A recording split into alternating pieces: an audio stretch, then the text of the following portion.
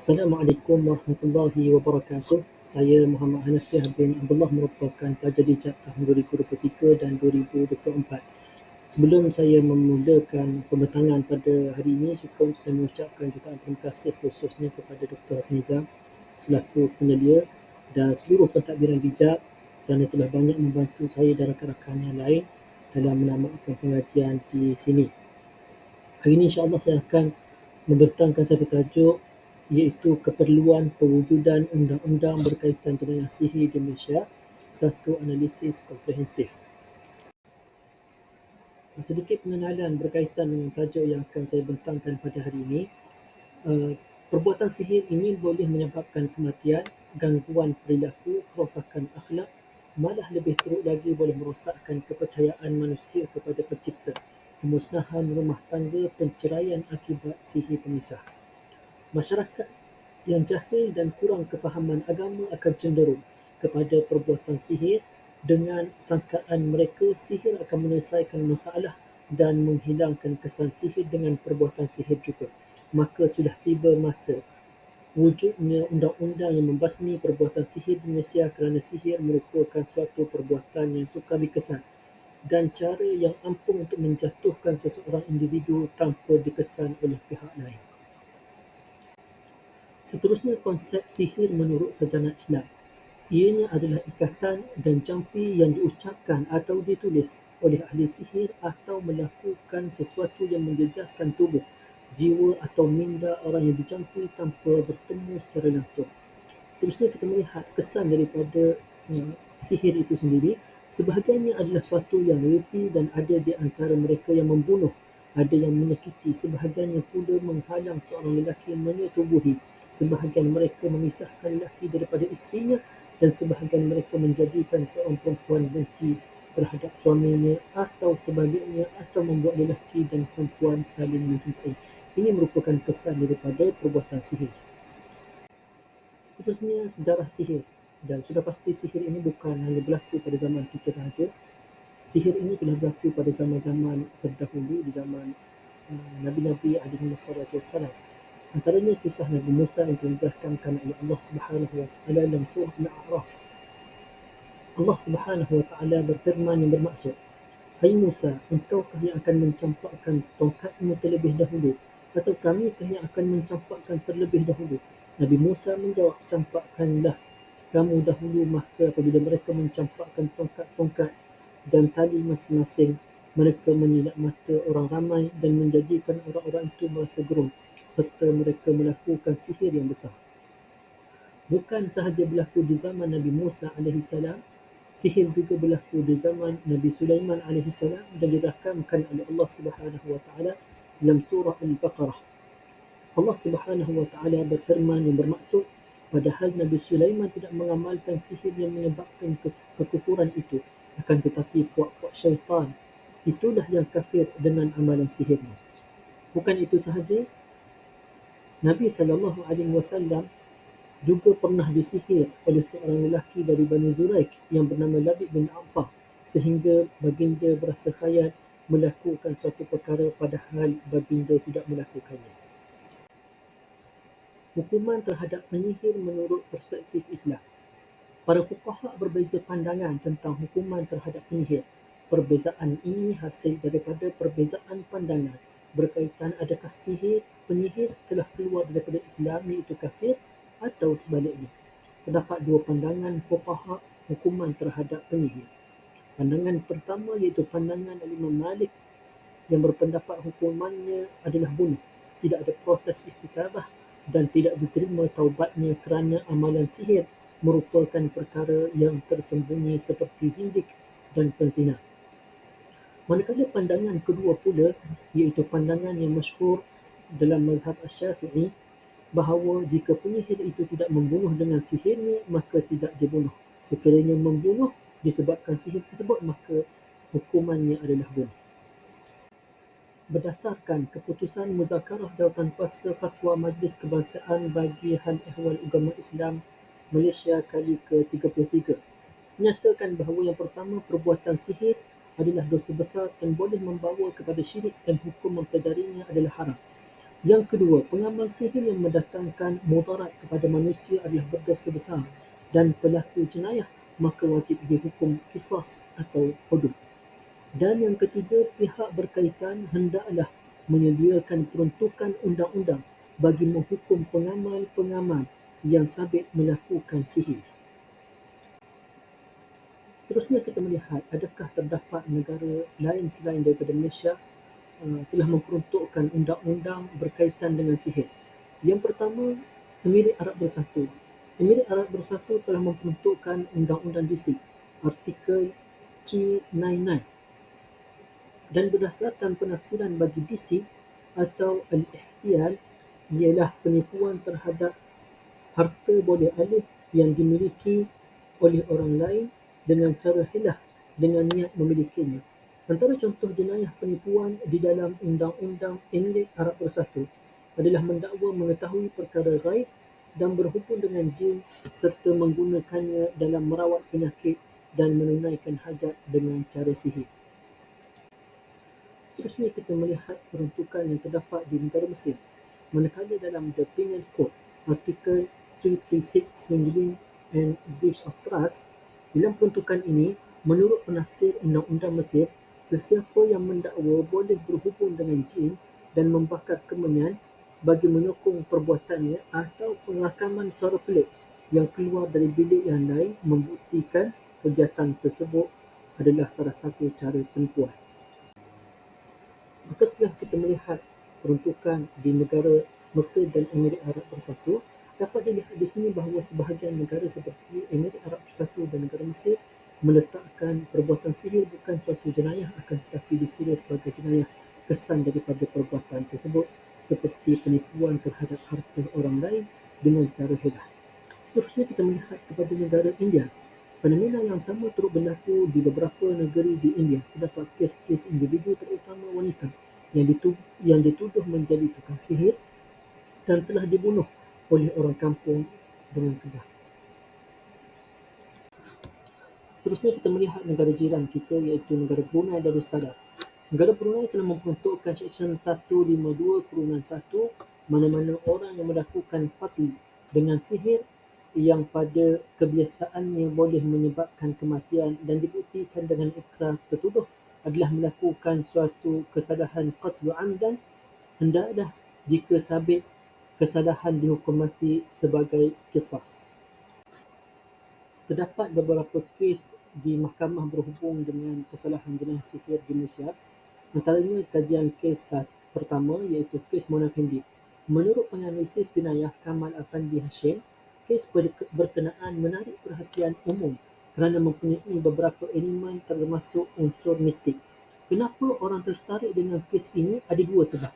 Yang pertama, sebab melibatkan ahli politik dan juga seorang yang macam selebriti. Yang kedua, kerana ada unsur mistik di dalamnya. Manakala kajian kes kedua dalam kes Mustafa Bacha lawan Habibah Abdul Rahman, perayu mendakwa telah melafazkan talak dalam keadaan beliau tidak sedar kerana dipengaruhi sihir. Menurut perayu, gangguan sihir bermula setelah beliau berjaya mendapatkan tender kantin di sebuah kilang. Semenjak itu, fikirannya menjadi tidak tenteram kerana berasa benci dan marah terhadap isterinya tanpa sebab. Pernah beliau memukul isterinya sedangkan dia sendiri tidak menyedari apa yang dilakukannya. Dalam keadaan tidak sedar juga, beliau telah membuat permohonan untuk menceraikan isterinya. Perayu merayu agar mahkamah menyemak semula penceraian talak 3 yang telah direkodkan oleh mahkamah sebelumnya. Hakim Mahkamah Rayuan memutuskan kes ini belum didengar sewajarnya dan memerintahkan ianya dibicarakan semula ekoran kegagalan Hakim Mahkamah Rendah Syariah untuk mendapatkan pendapat pakar iaitu Ra'yul Khabir berkenaan isu tersebut. Yang Amat Arif Hakim menyarankan agar perawat yang merawat perayu dipanggil untuk diminta pendapatnya sebagai saksi pakar. Kajian kes ketiga pula dalam kes Riwan Nur Suriat. Kes ini melibatkan perkahwinan yang dipengaruhi oleh sihir. Semasa dalam akad nikah di Thailand, pemohon berada dalam keadaan tidak sedar dan dikahwinkan tanpa kerelaan pemohon. Setelah itu, hakim memutuskan agar unsur sihir semasa pemohon berada dalam tahanan responden dan semasa akad nikah di Thailand. Seterusnya kita melihat perkembangan undang-undang jenayah sihir di Malaysia. Dan setakat ini hanya terdapat 2 negeri sahaja yang memperuntukkan undang-undang berkaitan dengan jenayah sihir. Yang pertama negeri Kelantan dan juga yang kedua Terengganu. Berdasarkan enakmen Jenayah Syariah Kelantan 2019 Seksyen 4 Sihir, yang pertama, mana-mana orang yang melakukan amalan, perbuatan, tindakan atau apa-apa sahaja yang boleh ditakrifkan sebagai sihir dengan apa-apa cara adalah melakukan suatu kesalahan dan apabila disabitkan boleh didenda tidak melebihi RM5,000 dan dipenjara selama tempoh tidak melebihi 3 tahun dan disebat tidak melebihi 6 sebatan. Kedua, mahkamah boleh memerintahkan supaya apa-apa peranti, barang atau benda yang digunakan dalam pelakuan atau yang ada kaitan dengan kesalahan yang telah disebut dalam subseksyen 1 dilucuhakkan dan dimusnahkan.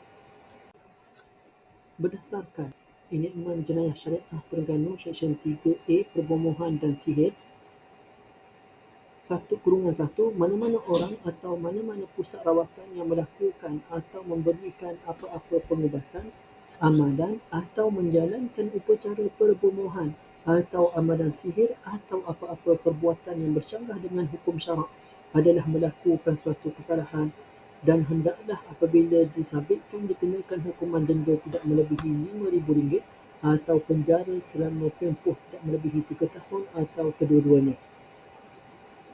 Kedua, mahkamah boleh memerintahkan supaya apa-apa peranti, barang atau benda yang digunakan dalam pelakuan atau yang ada kaitan dengan kesalahan yang telah disebut dalam subseksyen 1 dilucuhakkan dan dimusnahkan. Peruntukan kesalahan sihir di negeri Terengganu ini berpunca daripada kes bicara yang melibatkan kes-kes man. Terdapat kes penceraian yang mempunyai unsur-unsur sihir.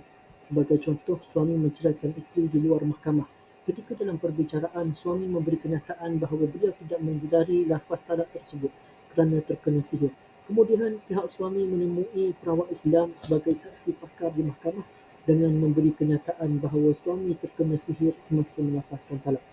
Berdasarkan penemuan-penemuan tersebut, sebahagian hakim mengguna pakar elemen-elemen sihir dalam memutuskan suatu keputusan dengan memanggil perawat Islam sebagai saksi, manakala sebahagian yang lain tidak mengguna pakai elemen-elemen sihir ini walaupun terdapat unsur-unsur sihir.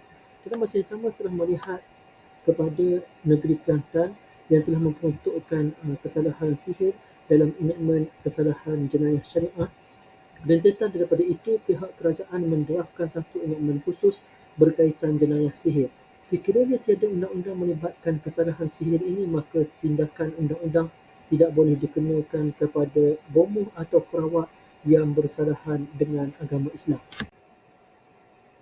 Peruntukan kesalahan sihir di negeri Terengganu ini berpunca daripada kes bicara yang melibatkan kes-kes man.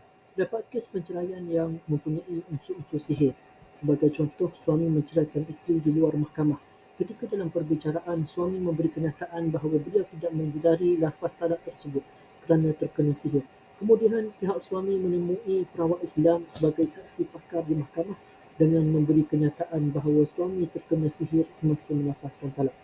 Berdasarkan penemuan-penemuan tersebut, sebahagian hakim mengguna pakar elemen-elemen sihir dalam memutuskan suatu keputusan dengan memanggil perawat Islam sebagai saksi, manakala sebahagian yang lain tidak mengguna pakai elemen-elemen sihir ini walaupun terdapat unsur-unsur sihir. Dalam masa yang sama, setelah melihat kepada negeri Kelantan yang telah memperuntukkan kesalahan sihir dalam enakmen kesalahan jenayah syariah, rentetan daripada itu, pihak kerajaan mendraftkan satu enakmen khusus berkaitan jenayah sihir. Sekiranya tiada undang-undang melibatkan kesalahan sihir ini, maka tindakan undang-undang tidak boleh dikenakan kepada bomoh atau perawat yang bersalahan dengan agama Islam. Memandangkan jenayah sihir sudah menjadi semakin serius, peruntukan undang-undang mengenai jenayah sihir patut disegerakan bagi melindungi mangsa dan mengheret pengamal ilmu sihir ke muka pengadilan. Sekiranya merujuk kepada amalan sihir dalam perundangan Islam, ulama telah cenderung kepada pendapat bahawa sihir merupakan amalan syirik yang menyimpang dari ajaran agama Islam. Dari sudut bidang kuasa, Mahkamah Syariah di Malaysia adalah jelas bahawa Mahkamah Syariah mempunyai bidang kuasa untuk membicarakan kesalahan yang dilakukan oleh orang Islam. Jika dirujuk kepada undang-undang, sedia ada sebagai contoh Seksyen 3 Akta Kesalahan Jenayah Syariah Wilayah-Wilayah Persekutuan 1997 yang memperuntukkan kesalahan bagi pemujaan salah. Kita dapat lihat bahawa undang-undang mengenai amalan syirik sebenarnya sudah digubal, namun masih terdapat kelompangan yang perlu ditambah baik. Untuk menjalankan suatu prosedur jenayah, pihak berkuasa memerlukan satu punca kuasa yang memberikannya kebenaran dan kuasa untuk melakukan satu-satu tindakan. Punca kuasa tersebut berupa peruntukan undang-undang atau arahan pihak berkuasa dicadangkan agar digubal satu akta yang dinamakan Akta Jenayah Sihir yang mengandungi satu peruntukan bagi menubuhkan sebuah jabatan siasatan khas yang mempunyai kuasa untuk menyiasat dan menjalankan segala prosedur yang berkaitan bagi membanteras kegiatan jenayah menggunakan ilmu sihir. Yang kedua, definisi dan senarai kesalahan-kesalahan jenayah yang ada kaitan dengan sihir serta hukumannya. Yang ketiga, tata cara dan kaedah-kaedah yang mesti difahami dan dipatuhi oleh seorang pegawai dalam menerima aduan, menjalankan siasatan, melakukan geledahan, membuat tangkapan, memeriksa orang dan barang. Yang keempat, jenis keterangan yang boleh menjadi bahan bukti dan diterima pakai di dalam pembicaraan mahkamah. Usaha ke arah ini telah hampir diselesaikan oleh mereka yang pakar dalam bidang undang-undang, terutamanya oleh ahli-ahli akademik. Draft Undang-Undang Jenayah Sihir Malaysia juga telah berjaya diwujudkan, namun ia bukanlah satu usaha yang mudah untuk terus diluluskan rentetan daripada hambatan dan halangan dari sudut-sudut yang lain. Walau bagaimanapun, wujudan draft ini sedikit sebanyak menunjukkan kesungguhan pihak-pihak tertentu ke arah melaksanakan undang-undang jenayah sihir dan sekaligus dapat membuka mata pihak-pihak yang lebih berkuasa untuk menilainya. Sebagai kesimpulan bagi perbentangan kali ini, amalan sihir menjadi satu penyakit dalam masyarakat yang akan merosakkan diri individu, keluarga dan masyarakat sekiranya tidak diatasi dengan kesedaran masyarakat dan undang-undang yang membawa pengamal ilmu hitam ke muka pengadilan. Kerosakan ini dapat dilihat melalui kes-kes yang terdapat di mahkamah sehingga meruntuhkan institusi keluarga, malah lebih teruk lagi mampu membunuh individu lain. Sekiranya tiada undang-undang di Malaysia dengan hukuman yang berat dikenakan kepada pengamal sihir, sudah pasti masyarakat akan melihat hal ini suatu perkara yang biasa. Malah lebih dahsyat lagi, sekiranya tiada undang-undang ini, masyarakat akan menggunakan sihir juga untuk menghapus sihir kerana tiada alternatif lain lagi ia untuk digunakan bagi menghalang seorang daripada terkena sihir. Hal ini jelas bercanggah dengan hukum syarak. Menurut Syekh Dr. Wahbah Az-Zuhaili dalam Fatawa Al-Mu'asirah berkata, diharamkan untuk pergi kepada tukang sihir sama ada untuk melakukan sihir atau pengubatan sihir. Maka semua itu sebagaimana yang disebut dalam hadis Nabawi adalah salah satu jenis daripada syirik kepada Allah Subhanahu Wa Taala kerana ia adalah keyakinan yang dengan mengetahui yang gaib atau pengubatan penyakit melalui perantaraan selain daripada Allah Subhanahu Wa Taala. Di samping itu, undang-undang berkaitan sihir ini bukan asing lagi. Terdapat beberapa buah negara telah memperuntukkan undang-undang jenayah sihir melihat kepada kesan buruk sihir tersebut. Justru itu, menjadi suatu keperluan bagi setiap negeri di Malaysia memperuntukkan undang-undang jenayah sihir. Setakat itu saja daripada saya. Wallahu a'lam. Assalamualaikum warahmatullahi wabarakatuh.